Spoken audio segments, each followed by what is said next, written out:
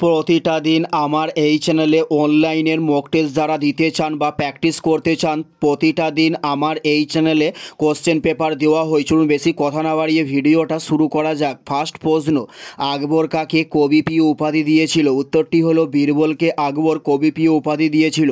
উত্তরটি হলো বীরবলকে আকবর কবিপ্রিয় উপাধি দিয়েছিল। নেক্সট প্রশ্ন, বাংলার প্রথম স্বাধীন নবাব কে ছিল? উত্তরটি হলো মুর্শিদ কুলি খাঁ ছিল বাংলার প্রথম স্বাধীন নবাব।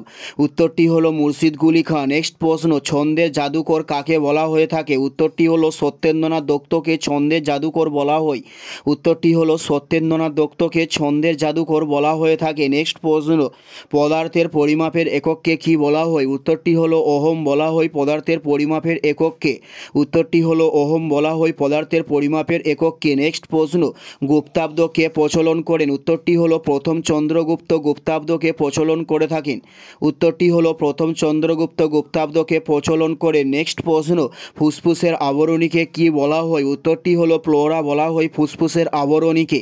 উত্তরটি হলো প্লোরা বলা হয়। নেক্সট প্রশ্ন, বাঁশের কেল্লাকে তৈরি করেন? উত্তরটি হলো তিতুমির বাঁশের কেল্লাকে তৈরি করেন।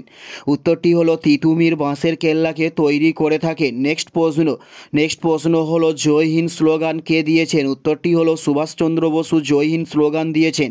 উত্তরটি হলো সুভাষচন্দ্র বসু জয় হিন্দ স্লোগান দিয়েছেন। কে জয় হিন্দ স্লোগান দিয়েছিল? উত্তরটি হলো সুভাষচন্দ্র বসু। নেক্সট প্রশ্ন, থিওরি অফ প্যানজেনিস কার মতবাদ? উত্তরটি হলো ডারউইনের মতবাদের নাম হলো থিওরি অফ প্যানজেনিস। নেক্সট প্রশ্ন, ভারতীয় সংবিধান সংসদ কবে পাস করা হয়? উত্তরটি হলো 1949 সালে ভারতীয় সংবিধান সংসদ পাস করা হয়ে থাকে। উত্তরটি হলো 1949 সালে ভারতীয় সংবিধান সংসদ পাস করা হয়। এটাই ছিল এই ভিডিওর লাস্ট প্রশ্ন। আর কোন ধরনের শিক্ষণীয় ভিডিও আপনারা প্রতিদিন দেখতে চান অবশ্যই কমেন্টে লিখে জানাবেন। পুরো ভিডিওটা দেখার জন্য আপনাদের অসংখ্য ধন্যবাদ।